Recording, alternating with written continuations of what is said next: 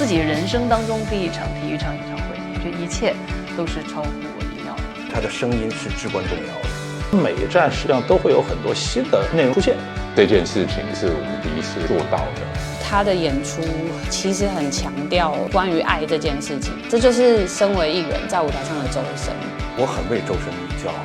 我就是他们创造的那个奇迹。谢谢。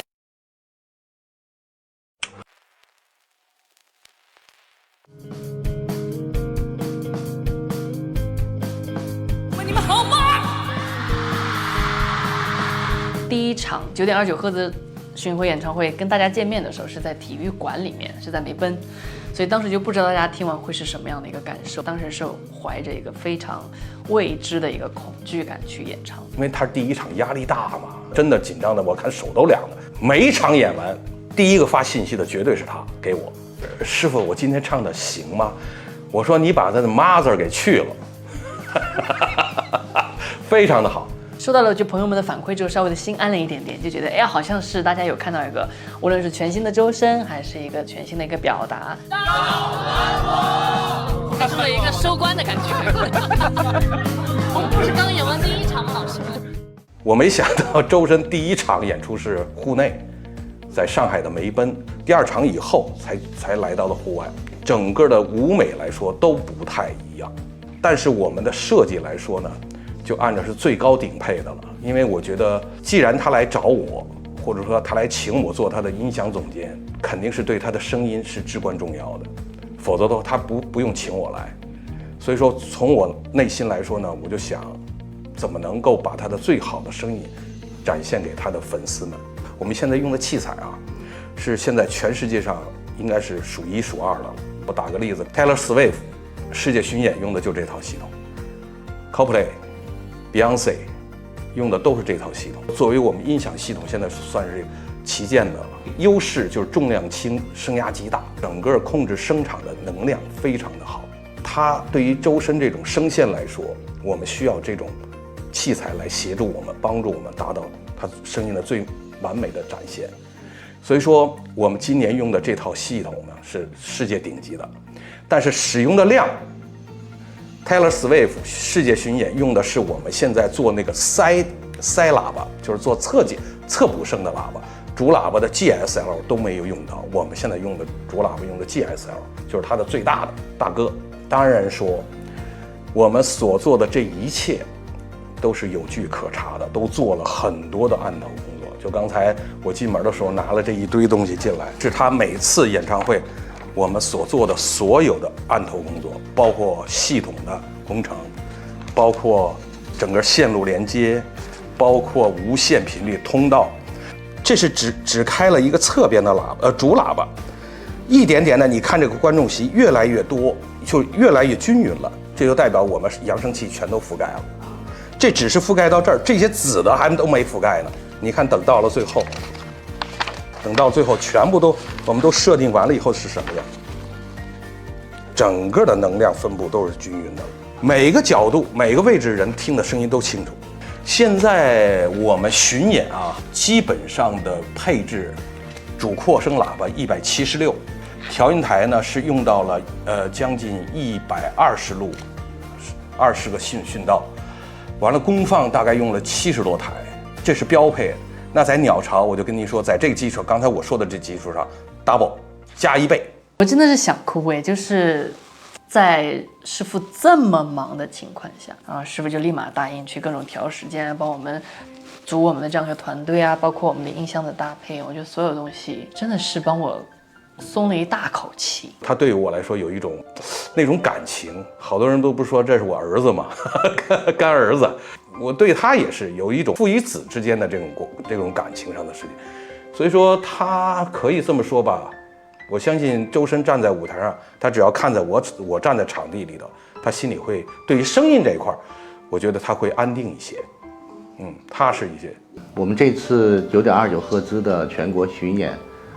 目前一共走了13个城市，一共是20场演出。走到现在目前为止，我们的观众的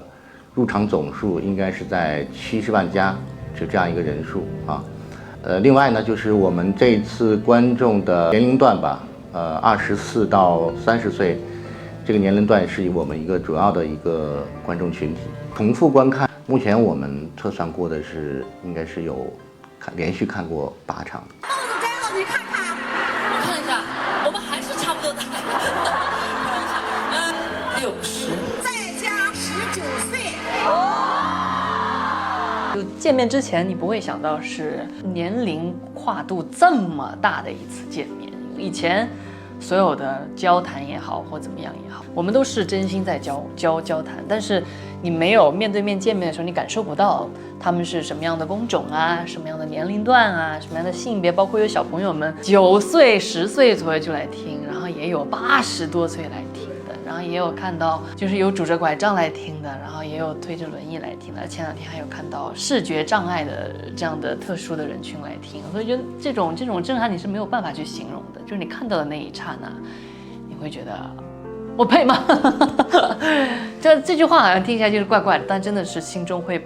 蹦出来的第一句是这个，所以就是不停的在告诉自己，希望自己可以去好好的准备这些。当初提9.29赫兹这个事情，当然一个是日期的关系，然后另外一个其实是在这么低的低频里面，其实一般的人耳是听不到的。那人耳听不到，你可能只有同物种，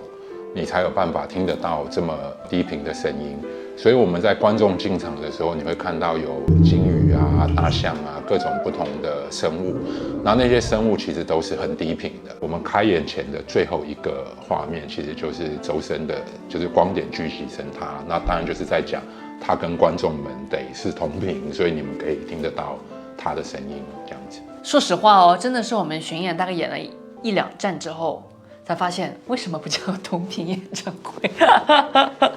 对，因为一开始就想的是自己的存在可能相对来说是一个不那么容易被接纳的歌手了，然后自己可能像是9.29赫兹这样的频率的存在，它被人耳是没有办法听到的，而且对于很多人来说它就是没有意义的一个存在。但是刚好我的声迷，然后歌迷朋友们，他们听到我，他们甚至是用这个频率来治愈自己，我觉得这一切都很感谢他们愿意去看到我、听到我吧。同频的人真的是最温暖的礼物。他的演出其实很强调关于爱这件事情，他很理解他的观众，他们希望收到什么，跟他希望给他们什么。我觉得小美满算是一个每一次都还蛮动人的时刻，因为那跟大家的集体正向意念有关。3、2、1，哇，这样我们的愿望就会挂上去。那个是产生同频和链接的一个时刻。是在他讲这首歌他希望承载的意义的时候，其实那时候就跟他提了说，那不如我们就让视觉变成一棵许愿的树吧。对，因为他也很希望有许愿这个环节，但是如何让观众感觉到说我现场做了这件事情，然后他也可以被体现在视觉上面做呈现，就是每一站会多种一棵这一场的树在画面里面，然后其实它就是一个很像许愿树林的概念。许愿不一定要在生日的时候才可以许，说不定你在听到小美满的时候，你也可以许一个愿。但是既然是属于小美满专属 BGM 的愿望，那你就只能够许关于你自己的愿望。随着年龄，随着经历越来越多，你会开始有越来越多的身份，你可能会有妈妈或老师、爸爸或怎么样。但最后越来越多的身份让你非常忙的时候，你反而会忘记自己。而且如果你没有好好照顾好自己的话，你其实更难去好好的做你想做的事情，更难好好的去照顾你想要照顾的人。反而是我在坐飞机的时候给我的这样一个小小启发。因为每一次那个飞机的那个安全提示，他都会说我们要系好安全带，如果是那个氧气面罩它掉下来，一定要先戴好自己的氧气面罩，再去戴旁边人的氧气面罩。对，我觉得都是一样的道理，就你要先爱好自己，你才会有那个好的状态去照顾别人啊。小美满的时刻就要这样，我们就要不停地提醒他们好好的爱自己。是第一场自己人生当中第一场体育场演唱会。我这次巡演心中最大的认识就是周末怎么那么爱下雨以前也没有注意到过，就是周末是这么频繁的下雨，经常会看见周一到周五天气都很好，然后一看到周六周日，然后预报就说是可能有雨，焦虑到疯，因为这个没有办法去控制它，而且自己人生当中第一场体育场演唱会在深圳，大雨。户外场、体育场吧，最大的困难和挑战还是天气，因为天气会对舞台搭建有什么样的影响，所以提前我们从结构设计上做了相应的准备。另外一个呢，就是天气对于观众的影响，当时的风力已经接近7级到8级，那我们的这个舞台的结构设计是抗10级风的。同时在深圳站的时候，确实我们也经受住了这个考验吧。我以前睡觉真的是一个睡得蛮好的人，就没有太多会做梦的习惯，但发现现在经常会在巡演前面1-2天就开始紧张，然后焦虑，然后去做这个事情。但我觉得也还好啦，一切东西都会成为让我们记忆更深刻的因素。他想唱的歌太多，但我们的时间很有限，这个应该就是每一站最大的考验吧。每一站的不同这件事情，其实最主要还是从音乐来，因为他每一站都会选一些跟那个地方比较有关系的歌，这样子。高高的朝天门哎，挂着棒棒的梦哟。因为我这个人的性格是，尤其在做演唱会上，我是比较求安全的。就是在演唱会之前的排练，基本上会把所有的曲目都要很安稳的排练好了，我心里才会觉得踏实。但是在这次9.29赫兹的这个演唱会呢，我们每一站实际上都会有很多新的内容出现，甚至还有现场点歌的方式，在浩如烟海的歌曲里面，就让观众去选择歌。实际上这个对现场演出的压力是很大的。我也是一个逐步适应跟学习的过程吧。深深有时候在舞台上他会有一些即兴的发挥，我们得接得住。说白了就是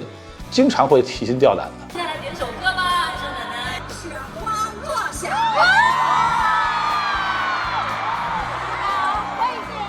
龙龙老师也很辛苦的被我折磨疯了。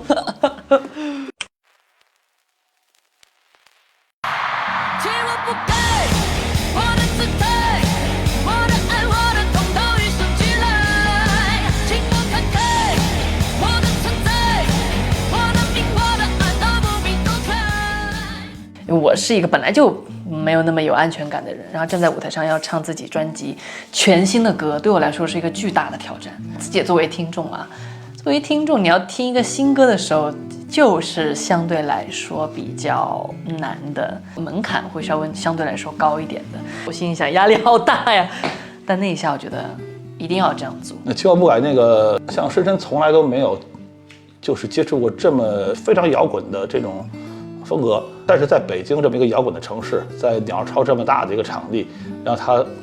做了一个这么大胆的尝试，获得了全场的喝彩。对于我们一个职业的音乐人来说，我们肯定希望你在这么大的场合，而且我们花了这么多人力物力财力来做这件事，给到观众的是一个让观众耳目一新的熟悉的旋律。我自己最满意的就是，我觉得我帮他改的那首叫《浅浅的》，跟他原歌是有相当大的反差的。除了自己专辑之外，大家对他很熟知的是，他唱过很多那种 OST。其实 OST 这些歌有共性，因为它是服务于电影的嘛，就它有一些歌是比较偏有共性的。但是我都希望在演唱会上能够有一些更加个性化的改编出来，然后呢，让它能够呈现出他演唱的多元化的多样性。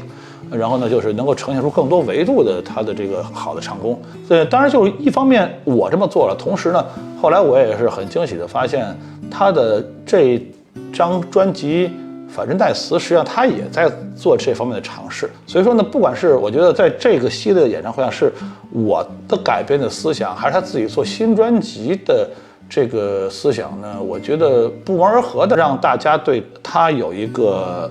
新的在音乐上的认知，然后同时呢，有一个就是周深演唱的这个风格上的一个认识吧。我觉得他对他自己很有要求，当然是因为他对他自己很有要求，容易对自己没有信心。在这个合作过程当中，我其实就是希望他也可以理解自己很棒，然后自己也做得很好，然后你也给予别人很多力量，然后就是因为这样子的循环。在演唱会中间跟这个群众循环，然后以至于大家都彼此有成长，我们也有成长，然后所以我觉得他在整个过程从我第一次听到他唱歌，然后中间合作，然后一直到现在，就是这整个过程里面，我会觉得他逐渐变成一个越来越有信心在舞台上展现他自己的人。他也是一个非常知道他要什么的人，最重要的是他是一个非常真诚的人。无人机飞起来的时候，让我感觉挺奇迹的。突然升腾起来，我所在的位置是在控台，我会很直观的看到，原来我们的舞台看到是这么大，就是这么大，我是要这么看。但是一起来，就是他的舞台从那么高到下面，就他一下把那个我的视野拉到那么大，而且他们是一体化的，而且它还是有变化的，确实是让我感叹，在演唱会的整个这个运行当中，我要学习的东西太多了。他一起来的时候，真的是我自己都汗毛孔都立起来了。我说哇，这个真的是很来劲啊！脑海中会飘出鸟巢的那条大鱼，大家知道吗？那条大鱼重达300公斤。就我第一次看到，我以为就可能是个气球，然后后面说是那个300公斤，不愧是大鱼。我们在鸟巢也做过很多次演出了，对，那这件事情是我们第一次做到的，对，那包含他运用的歌曲跟他在画面上的连接这些的，我觉得其实都是蛮好、蛮感动的一个事情，一个瞬间吧。因为这件事情其实在鸟巢他就一直都没有被批过嘛，其实是主办花了很多时间跟力气去跟各种不同的单位去沟通跟协调，当天的早上才真正的确定这件事情能做，然后能怎么做。因为毕竟这是一个商业的演出，我们场内还有大量的观众，大鱼在起飞，包括它的配重等等的一系列的过程，都需要保证这个安全，安全是第一位的。在前期的时候呢，我们跟薇娅的团队一起来配合，在制定方案的时候，我们首先就是先调重了同等甚至大于我们大鱼的这个重量的配重。我们在演出前的这个一个阶段之内，跟不同的时间段、不同的天气、不同的风力，我们都做了这种测试的试飞，也拿到了一些相对的数据啊，包括我们也在跟职能部门做申报的时候，也把这些数据作为了支撑，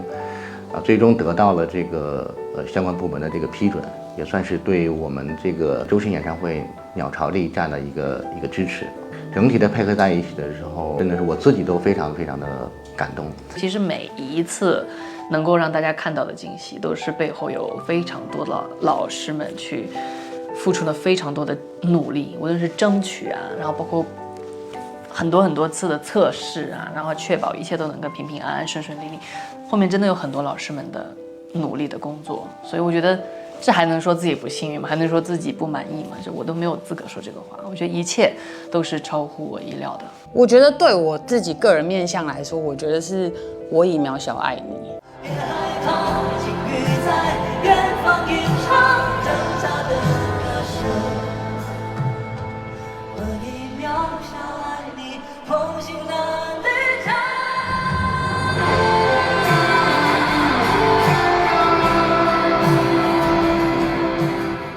这就是身为艺人在舞台上的周深，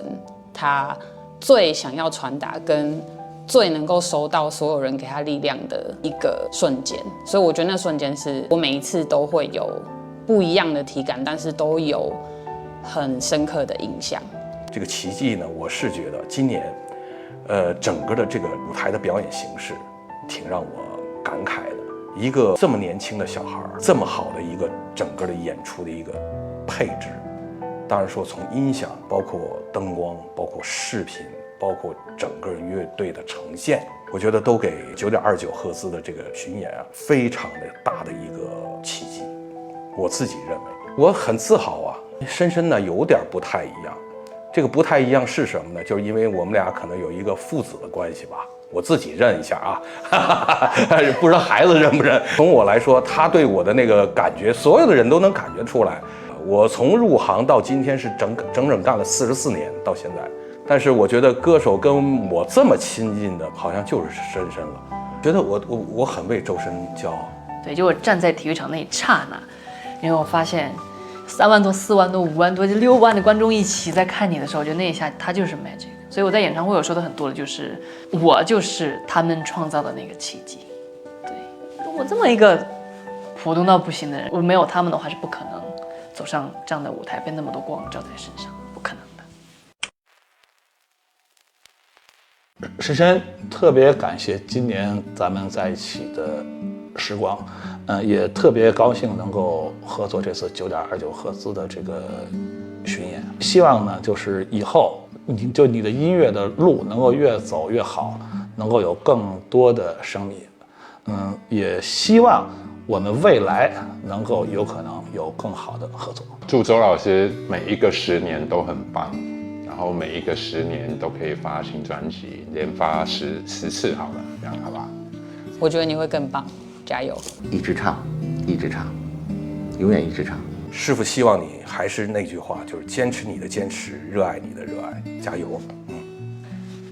完全是出乎意料啊！除了主办，其他都是我第一次合作的老师，对他对我来说是一个全新的班子。在职场当中，你能够遇到一个顺利把工作做完，就已经谢天谢地了，就更不要说别人愿意用心去了解你，愿意用心去表达、去呈现你要表达的东西。我觉得这些都是意外的惊喜，可遇不可求吧。彩排最大的感受就是这个演出，哪怕我们舞美做到最厉害，我们所有的音响调得最好，师傅的全部都弄得最好，然后一切都完美，不出任何差错的演出完。但是只要没有声迷、没有听众、没有歌迷朋友们，这个演出它永远是没有灵魂的。对，如果说画龙点睛，那他们的出现绝对是点睛的那一面。